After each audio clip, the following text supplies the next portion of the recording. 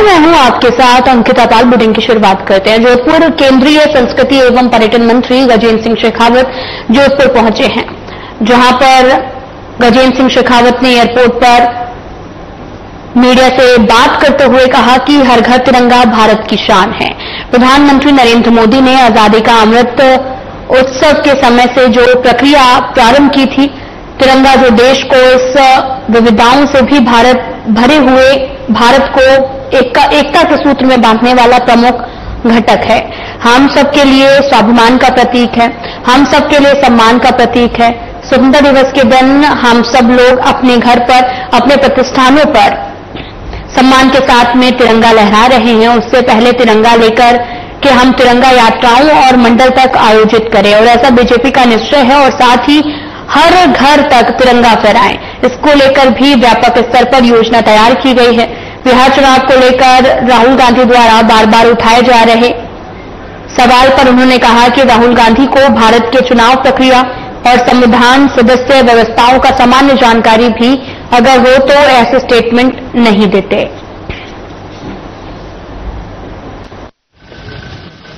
रक्षाबंधन भारत जो त्योहारों का देश है, पर्वों का देश है, उत्सवों का देश है, आनंद का देश है। उन त्योहारों की लंबी श्रृंखला में रक्षाबंधन सबसे चमकती हुई मस्तक मणि की तरह है। जिस तरह से भगवान श्री राम के गले में जो माला है उसमें कौस्तुभ मणि सबसे ज्यादा चमकता हुआ सितारा होती है, उसी तरह से वो मणि सबसे चमकती हुई। ये पर्व है संकल्प का, ये पर्व है उत्तरदायित्व के एहसास कराने का, करने का और कराने का। कालांतर में ये पर्व जो है सिमटते हुए भाई और बहन के रिश्ते तक सीमित हो गया।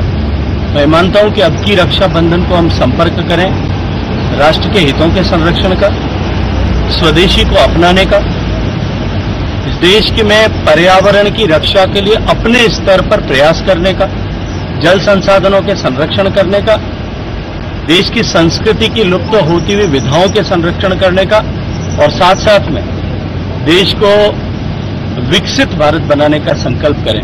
हम समाज के प्रति, पर्यावरण के प्रति, संस्कृति के प्रति और राष्ट्र के प्रति जो हमारा उत्तरदायित्व है, इसको स्मरण करते हुए हम सब लोग संकल्पबद्ध हों। इस रक्षाबंधन पर मैं इस तरह की शुभकामनाएं देना चाहता हूं। सभी बहनें अपने भाइयों को, सभी यजमान अपने पुरोहितों को, गुरुओं को जो राखी बांधेंगे, उन सबको जिस तरह का रक्षा का वचन देंगे, उन सब के संकल्प और वचन सिद्ध हों।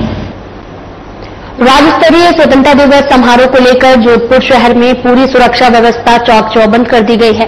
समय समय पर संभागीय आयुक्त, जिला कलेक्टर, पुलिस कमिश्नर सहित सभी अधिकारी स्टेडियम का जायजा लेकर जांच कर रहे हैं। और वहीं सुरक्षा व्यवस्था को भी ध्यान में रखते हुए होटल, रेस्टोरेंट आदि की भी जांच की जा रही है, और इसके साथ ही संदिग्ध लोगों पर कड़ी निगरानी देखा जा रहा है। और साथ ही आपको ये भी बताते चले कि स्टेडियम के आसपास फ्लैग मार्च किया जा रहा है और ड्रोन से भी निगरानी रखी गई है।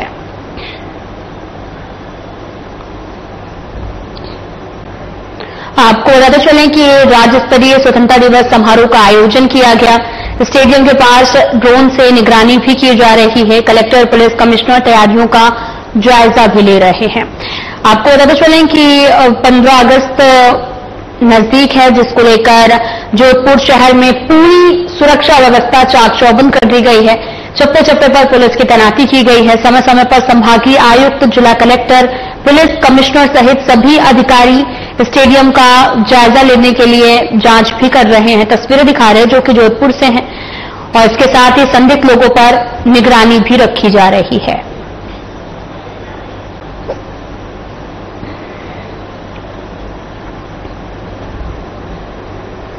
तो वहीं बीकानेर में रक्षाबंधन का पर्व हर्षोल्लास के साथ मनाया जा रहा, जहां बहनें अपने भाई के हाथों में राखी बांधकर उनके दीर्घायु और स्वस्थ जीवन की कामना कर रही हैं।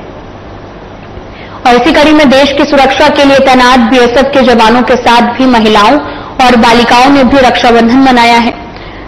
सीमा सुरक्षा बल सेक्टर मुख्यालय पर रक्षाबंधन का पर्व उत्साहपूर्वक मनाया गया।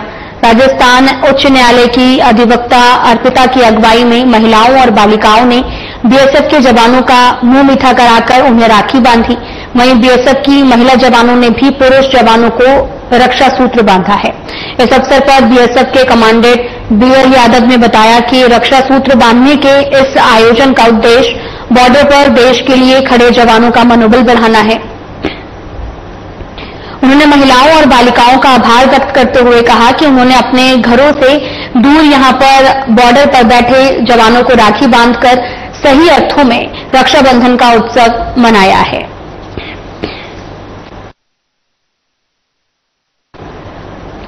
आपको बताते चलें कि लगातार बीकानेर में भी रक्षाबंधन का पर्व हर्षोल्लास के साथ मनाया जा रहा। तस्वीरें दिखा रहे जहां पर बहनें अपने भाइयों के हाथों में राखी बांधती नजर आई। तो ऐसा ही एक कार्यक्रम रखा गया। देश में उत्साह के साथ में रक्षाबंधन मनाया जा रहा, जहां पर महिलाएं और बालिकाओं ने बीएसएफ के जवानों के हाथों में राखियां बांधी हैं। साथ ही बीएसएफ के कमांडेंट ने इस पर आभार भी व्यक्त किया।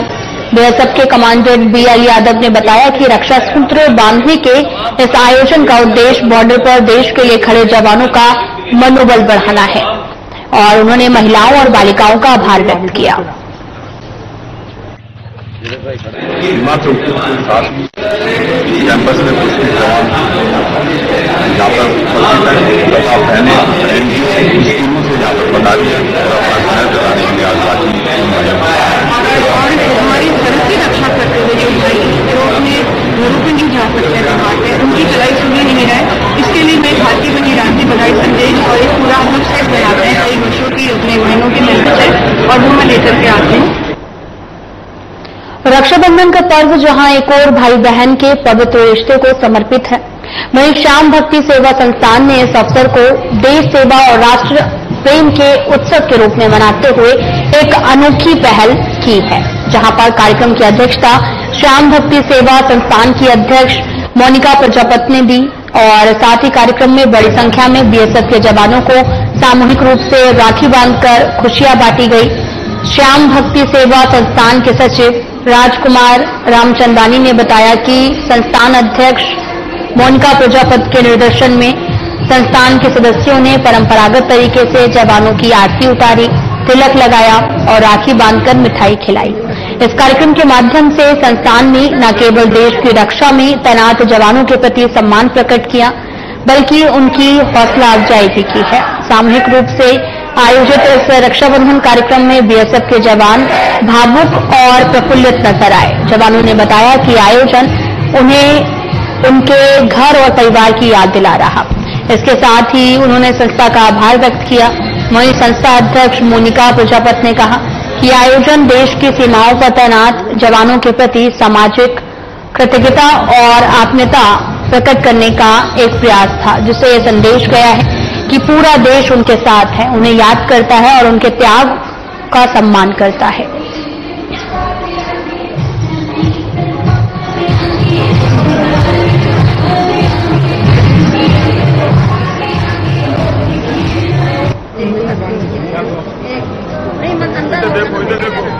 आपको बताते चलें कि रक्षाबंधन का पर्व जहां एक और भाई बहन के पवित्र रिश्ते को समर्पित है, जिसको लेकर एक कार्यक्रम का आयोजन भी किया गया। दरअसल ये कार्यक्रम श्याम भक्ति सेवा संस्थान के द्वारा आयोजित किया गया, जहां पर बड़ी संख्या में लोग पहुंचे और साथ ही देश प्रेम, राष्ट्र प्रेम के उत्सव में मनाया गया है रक्षाबंधन का त्योहार। और इस दौरान कार्यक्रम में बीएसएफ के जवानों को राखी भी बांधी है। तस्वीरें आपको दिखा रहे हैं। बहुत खुशी हुई हमें, आपने यहाँ पर आए, श्याम भक्ति परिवार हमारे बीच आया। इससे हमारे जवानों को रक्षाबंधन की जो एकांत महसूस होता है, जो अपने घर से दूर हैं, अपने भाई बहनों से दूर हैं, उनको जो है एकांतता महसूस नहीं होती है और बड़ी उनको दिल में खुशी महसूस होती है कि हमारे साथ हमारे साथ हैं। रक्षाबंधन का त्योहार जो है वो खुशियों का त्योहार है। भाई बहन कहते प्रेम और विश्वास का त्योहार है। आज सुबह सुरक्षा बल के जो जवान हैं उनकी बहनें आज रक्षाबंधन के दिन उनसे दूर है, ऐसे में हमारा श्याम भक्ति सेवा संस्थान जो है उनके साथ में रक्षाबंधन का त्योहार मना रहा है ताकि उनको किसी भी तरह से अपने बहन की कमी नहीं खले। और जब उनकी बहनों को जब पता चलेगा कि उनके भाई की सिर्फ एक बहन ही नहीं बल्कि सीमा सुरक्षा बल सैकड़ों हजारों बहनें जिनके साथ में रक्षाबंधन का त्योहार मना रही है। देखिए सर, सबसे प्रथम तो आपके जो श्याम भक्ति परिवार से जो आप लोग पधारे हैं, सबसे पहले आपका बहुत ही हार्दिक अभिनंदन। और जो हमारी भारतीय सेनाएं हैं उनके जो जवान हैं, और इस पर्व को हम बहुत ही अच्छे से सेलिब्रेट करते हैं और इसमें जो आप लोगों की भागीदारी है इसके लिए बहुत ही आपको शुभकामनाएं और हमारा मनोबल इससे बना रहता है। अच्छा लग रहा है ये सब देखते हुए, मतलब देश की रक्षा कर रहे हैं बाहर रहते हुए, और ये फील नहीं हो रहा है कि हम बाहर ड्यूटी कर रहे हैं, मतलब बहनों से दूर हैं। ये जब ऐसा माहौल देखते हैं तो बहुत अच्छा फील करते हैं। होता है तो हमें महसूस ही नहीं होता है कि हम बाहर ड्यूटी कर भी नहीं, मतलब ऐसा फील नहीं होता। रुदावल में रक्षाबंधन का महापर्व आज मनाया जा रहा, वहीं त्योहार को लेकर लोगों में उत्साह का माहौल है। साथ ही आपको यही बताते चलें कि सुबह से बाजारों में भीड़ देखी जा रही है, बहन भाइयों की कलाई पर राखी बांध रही हैं और त्योहार को लेकर रुदावल कस्बे में एडिशनल एसपी हरिराम कुमावत ने बैठक का आयोजन किया था, जिसमें सभी अधिकारियों को सुरक्षा व्यवस्था के कड़े इंतजाम करने के निर्देश दिए। रक्षाबंधन का महापर्व आज बड़े ही धूमधाम के साथ मनाया जा रहा, तस्वीरें दिखा रहे आपको। त्योहारों को लेकर लोगों में काफी ज्यादा उत्साह का माहौल है और सुबह सुबह ही बाजारों में भीड़ भी देखने को मिली और बहनें भाइयों की कलाई पर राखी बांध रही हैं। त्योहार को लेकर रुदावल कस्बे में एडिशनल एसपी हरिराम कुमावत ने बैठक का आयोजन किया, जिसमें सभी अधिकारियों को सुरक्षा व्यवस्था के कड़े इंतजाम करने के निर्देश दिए हैं।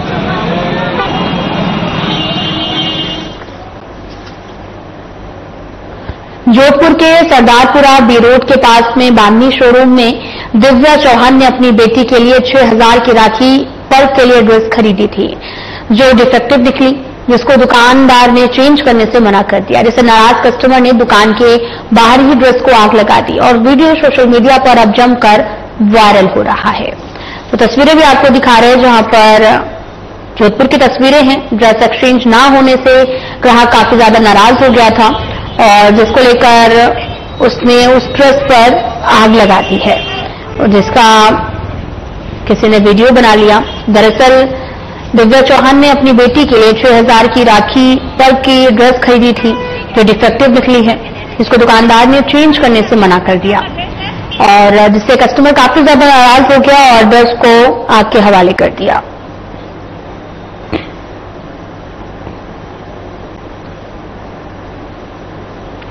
राजगढ़ थाना क्षेत्र में बस में सवार एक महिला की सोने की चेन तोड़े जाने का मामला थाने में दर्ज हुआ था। इस पर पुलिस ने त्वरित कार्रवाई करते हुए एक महिला को गिरफ्तार कर स्नैचिंग की गई सोने की चेन को बरामद भी कर लिया है। थानाधिकारी राजेश मीना ने बताया कि लक्ष्मणगढ़ थाना क्षेत्र में लीली गांव निवासी मेरा बुरिया पत्नी मनोहर लाल मीना ने थाने में मामला दर्ज कराया था और बस में बैठकर मालाखेड़ा जा रही थी। उसी के दौरान राजगढ़ से एक महिला बस में चढ़ी और बाईपास चौकी के पास उसके गले की सोने की चेन को एक महिला ने तोड़ लिया। इस पर उसने और सवारियों ने महिला से काफी पूछताछ की, लेकिन उसने कुछ भी नहीं बताया। इसके बाद उसे पुलिस चौकी कोठी नारायणपुर बाईपास लेकर आए। उक्त महिला से पूछताछ कर उसकी चेन दिलाई गई है।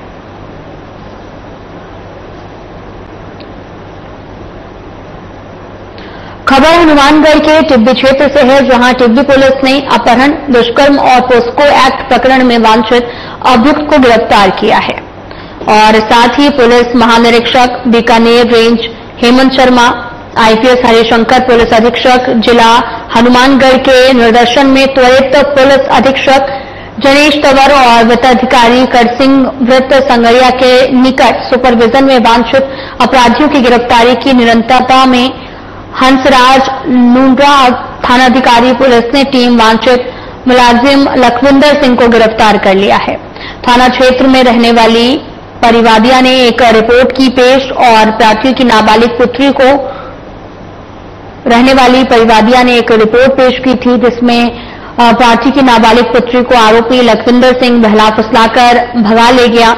वहीं नाबालिग की तलाश करने के लिए थानाधिकारी हंसराज लूना ने अलग अलग टीमों का गठन कर तलाश शुरू कर दी और पीड़िता की तलाश कर सखी सेंटर हनुमानगढ़ छोड़ गया है।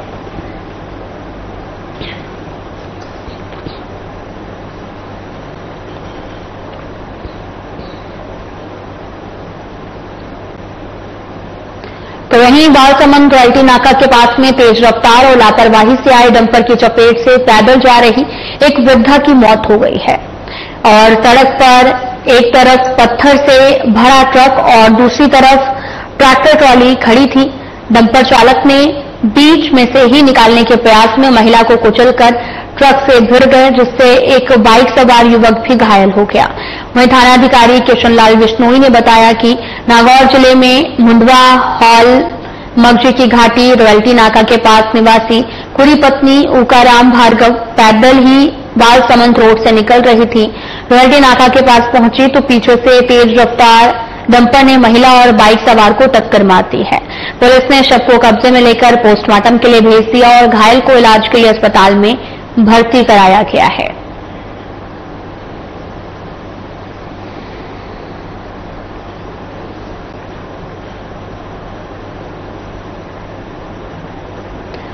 तो तस्वीरें आपको दिखा रहे हैं जो कि जोधपुर से है, जहां तेज रफ्तार डंपर ने महिला को टक्कर मारी है। महिला की मौत हो गई है और बाइक सवार युवक घायल हो गया है। पुलिस ने पोस्टमार्टम के लिए भेज दिया है शव को। और आपको बताते चले कि डंपर चालक ने बीच में से ही निकलने के प्रयास में महिला को कुचलकर ट्रक से भिड़ गया, जिससे कि एक बाइक सवार युवक भी घायल हो गया।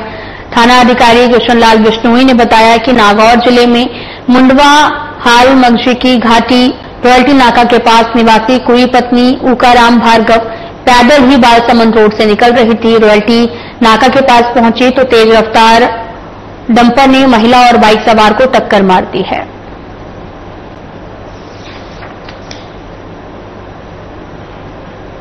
जोधपुर शहर के थाना क्षेत्र से एक हैरान करने वाला मामला सामने आया, जहां पर पुलिस कांस्टेबल ने अपनी ही पत्नी के साथ में जमकर मारपीट की, चाकू से हमला कर उसे घायल कर दिया है। और आपको यही बताते चलें कि चाकू से हमला से काफी ज्यादा घायल हो गए और घटना 80 फीट रोड क्षेत्र की बताई जा रही है। आरोपी पुलिस कांस्टेबल सुधीर उर्फ सचिन ट्रैफिक पुलिस जोधपुर में तैनात था। उसने घरेलू विवाद के चलते पत्नी से मारपीट की और गुस्से में आकर पैर पर चाकू से हमला कर दिया। हमले में महिला घायल हो गई, जिसे इलाज के लिए अस्पताल में भर्ती कराया गया है।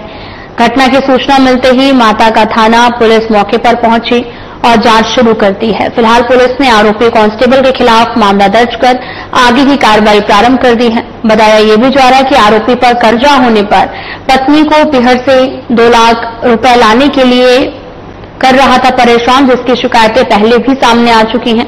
3-4 महीने पूर्व आरोपी के भाई ने भी अपनी पत्नी की निर्मम हत्या की, जिसमें आरोपी का नाम भी था, लेकिन औरदी के रोक के चलते अधिकारियों से साठगांठ की हुई थी।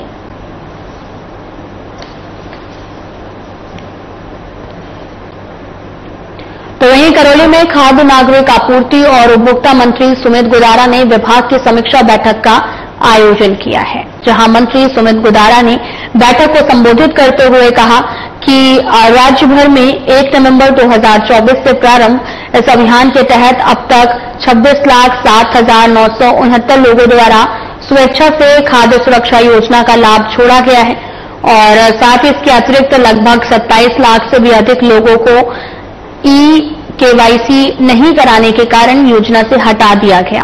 साथ ही जिले में कुल 1,17,000 से अधिक अपात्र लाभार्थियों को हटाया गया।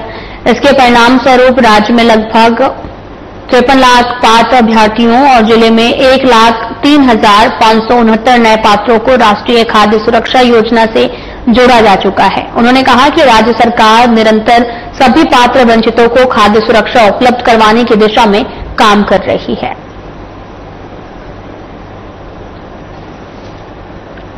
तो आपको बताते चले कि हनुमानगढ़ में जिला कलेक्टर डॉक्टर खुशहाल यादव ने रावतसर उपखंड की निर्वाल ग्राम पंचायत में जनसुनवाई आयोजित कर आम जनों की समस्याओं को सुना है। जनसुनवाई के दौरान ग्रामीणों ने राजस्व, पेयजल, विद्युत और अतिक्रमण जैसे मुद्दों पर 20 से अधिक परिवाद प्रस्तुत किए।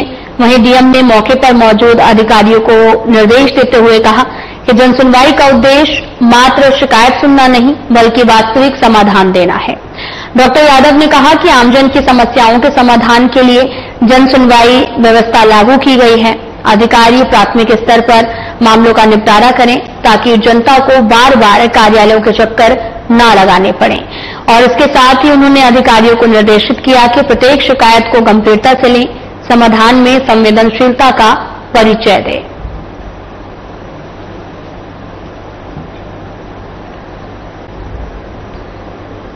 तो वहीं खरीफ फसल सामत 2082 की गिरदावरी प्रक्रिया में चकबंदी क्षेत्र से आ रही समस्याओं के समाधान के लिए राजस्व विभाग अजमेर की उच्च स्तरीय टीम हनुमानगढ़ पहुंची है। आपको बताते चले कि टीम ने चक 38 एनजीसी 8 और एमडी और 8 एनजीसी में भी भ्रमण कर फील्ड सर्वे किया। किसानों, राजस्व अधिकारियों, स्थानीय जनप्रतिनिधियों से संवाद कर समस्याओं की जानकारी ली है। टीम का नेतृत्व राजस्व मंडल राजस्थान के अतिरिक्त निबंधक हेमंत स्वरूप माथुर ने किया है। इस दौरान हनुमानगढ़ के उपखंड अधिकारी मांगीलाल, रायसिंह नगर के एसडीएम सुभाष कड़वासरा और साथ ही तहसीलदार हरीश रारण, श्रीकरणपुर और साथ ही तहसीलदार जिला पटवार संघ अध्यक्ष अमर सिंह पटवारीगढ़ और बड़ी संख्या में किसान मौजूद रहे। अतिरिक्त निबंधक माथुर ने मीडिया से बातचीत कर बताया कि डिजिटल क्रॉप सर्वे एक निबंधक माथुर ने मीडिया से बातचीत कर डिजिटल क्रॉप सर्वे 1 अगस्त से शुरू हो चुका है, जो कि 15 अक्टूबर 2025 तक चलेगा। उन्होंने बताया कि पूर्व में भी राजस्व विभाग द्वारा इन तीनों जिलों में 2-3 बार जमीनी अध्ययन किया गया था, लेकिन समाधान नहीं निकल पाया। इसलिए इस बार टीम खुद फील्ड में जाकर समस्याओं को समझने का प्रयास कर रही है।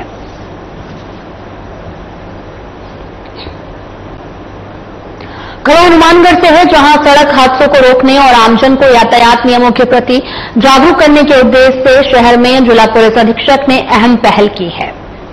और जहां बस डिपो से लेकर गंगानगर अंडरपास तक सड़क के डिवाइडर के बीच में 12 यातायात जागरूकता बोर्ड भी लगाए गए हैं, जिन पर आमजन को सावधानी बरतने और नियमों का पालन करने के संदेश अंकित किए गए हैं। यातायात थाना प्रभारी अनिल चिंदा ने जानकारी देते हुए बताया कि ये साइन बोर्ड जिला पुलिस अधीक्षक हरिशंकर के निर्देशानुसार लगाए गए हैं। फिलहाल ये कार्य प्रारंभिक चरण में है और आने वाले दिनों में पूरे शहर के मुख्य मार्गों पर 100 से अधिक साइन बोर्ड लगाए जाएंगे, जिससे शहरवासियों को हर मोड़ पर यातायात नियमों की याद दिलाई जाएगी। और इन साइन बोर्ड पर शराब पीकर वाहन न चलाएं और साथ ही वाहन चलाते समय जो है वो मोबाइल फोन का प्रयोग न करें, हेलमेट जरूर पहनें, तेज गति से वाहन न चलाएं और वाहन चलाते समय सीट बेल्ट जरूर लगाएं। जैसे संदेश प्रमुखता से अंकित किए गए हैं। और इसके अतिरिक्त good symptoms of safe driving जैसे संकेतों को सरल भाषा और चित्रों के माध्यम से समझाया गया, जिससे हर आयु वर्ग के लोग आसानी से इन्हें समझ सकें।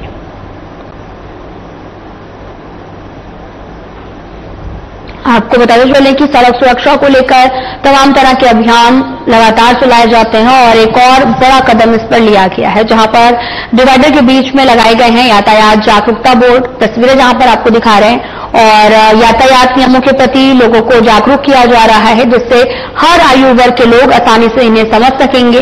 और आपको यह भी बताते चले कि इन साइन बोर्ड पर शराब पीकर वाहन न चलाएं और चलाते समय फोन का इस्तेमाल न करें और हेलमेट जरूर पहने। तमाम ऐसे नियमों के साइन बोर्ड जो हैं वो डिवाइडर के बीचों बीच लगाए गए हैं, ताकि लोगों को ज्यादा से ज्यादा जागरूक किया जा सके और लोग इसका पालन भी करें। सुरक्षित रहे, उसके लिए जागरूकता के लिए यहाँ डिपो से लेकर बस डिपो से लेकर और गंगानगर अंडरब्रिज तक रोड सेफ्टी साइन बोर्ड लगाए जा रहे हैं, ताकि आम जन इसको देखे और जागरूक हो, ट्रैफिक रूल्स की पालना करे, सुरक्षित रहे। और जो बोर्ड पर जो हमारे स्लोगन लिखवाए गए हैं उस पर हेलमेट लगाइए, जीवन को बचाइए, इसके अलावा शराब पीकर वाहन नहीं चलाएं, चलते वाहन में मोबाइल पर बात नहीं करें। और कई बार एक्सीडेंट हो जाता है, लोग वहाँ भीड़ इकट्ठी कर लेते हैं और भीड़ नहीं करके उस पीड़ित व्यक्ति को जो गंभीर रूप से घायल है उसको तुरंत हॉस्पिटल भेजा जाए ताकि उसका जीवन बचा सके। उसके लिए गुड सिमेंटन वाले बोर्ड भी लगाए गए हैं।